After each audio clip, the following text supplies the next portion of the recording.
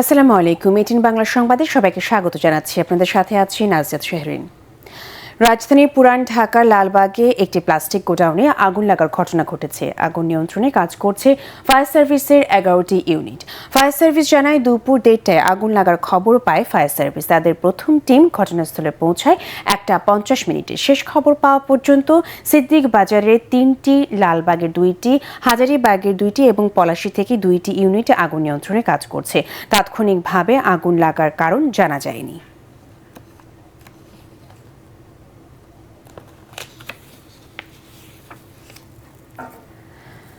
বাংলাদেশের হাইকমিশনারকে তলব করে নিরাপত্তা পরিস্থিতি নিয়ে উদ্বেগ জানিয়েছে ভারত। দুপুরে নয়াদিল্লিতে বাংলাদেশের হাইকমিশনার এম রিয়াজ হামিদুল্লাহকে তলব করে এই উদ্বেগের কথা জানানো হয়। এক সংবাদ বিজ্ঞপ্তিতে এই তথ্য জানিয়েছে দেশটির পররাষ্ট্র মন্ত্রণালয়। বিবৃতিতে ঢাকায় ভারতীয় হাইকমিশনকে ঘিরে নিরাপত্তা শঙ্কা দেখা দিয়েছে জানিয়ে বাংলাদেশের সকল ভারতীয় মিশনগুলোর নিরাপত্তা নিশ্চিতের তাগিদ দেওয়া হয়। নয়াদিল্লি জানায় ভারত বাংলাদেশের সঙ্গে ঘনিষ্ঠ ও বন্ধুত্বপূর্ণ সম্পর্ক বজায় রেখেছে, যা মুক্তিযুদ্ধের ভিত্তিতে গড়ে ওঠা। বিদেশি জনশক্তি রফতানির বড় বাধা দালাল আর সিন্ডিকেট। এদের হাত থেকে শ্রমিকদের রক্ষা করতে হবে বলে মন্তব্য করেছেন প্রধান উপদেষ্টা ডক্টর মোহাম্মদ ইউনূস। রাজধানীর ওসমানী স্মৃতি মিলনায়তনে এক অনুষ্ঠানে একথা বলেন তিনি। প্রধান উপদেষ্টা বলেন, জনশক্তি রফতানির প্রধান বাধা জাল ভুয়া কাগজপত্র। এজন্য বিশ্বে জালিয়াত হিসেবে পরিচিত বাংলাদেশ। সে কারণে অনেক দেশে জনশক্তি রফতানি বন্ধ হয়ে গেছে।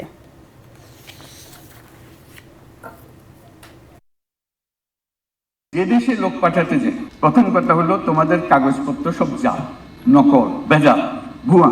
বাংলাদেশ বিখ্যাত হয়ে গেছে সারা দুনিয়া জুড়ে শুধু ভুয়া কাগজের জন্য। একাধিক দেশে একই অভিযোগ, তোমাদের লোক নেব কি করে। ওই যে শব্দটা ম্যাজিক ওয়ার্ড যেটা উল্লেখ করলাম, ওইটাই হলো আসল দালাল।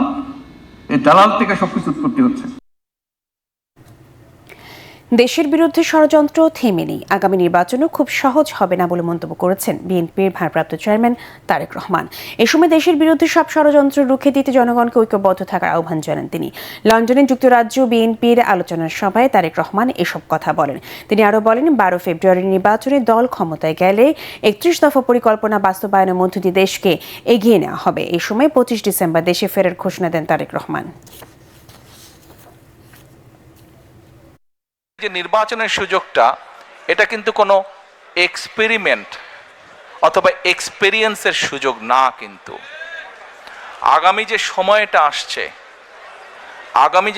আসছে এটা কিন্তু একটা পরিবর্তনের সুযোগ। আমরা যদি এইবার দেশটাকে পরিবর্তন করতে পারি, তাহলে আমরা এগিয়ে যাব। সঠিক দলকে নির্বাচিত করতে সহযোগিতা করা, যেই দল সঠিক পরিকল্পনা নিয়ে আগামী দিনে দেশকে গড়ে তুলতে সক্ষম হবে, যেই দল আগামী দিনে সঠিকভাবে বাংলাদেশকে সামনে নিয়ে যেতে হবে। বিএনপি ক্ষমতা আর নিজেদের স্বার্থে রাজনীতি করে না, দেশ আর মানুষের ভাগ্য উন্নয়নই দলের মূল লক্ষ্য বলে জানিয়েছেন বিএনপির স্থায়ী কমিটির সদস্য ডক্টর মঈন খান। জাতীয় প্রেস ক্লাবে বিএনপির সমর্থক চিকিৎসকদের সংগঠন ড্যাব আয়োজিত আলোচনা সভায় তিনি একথা বলেন।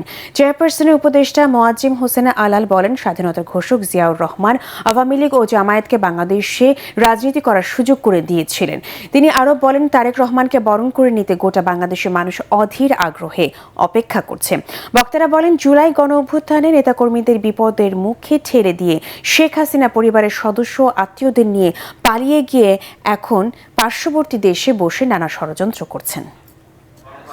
শেখ মুজিব নিজে আওয়ামী লীগকে কবরে ঢুকিয়ে দিয়ে গিয়েছিলেন বাক্সলাল তৈরি করে।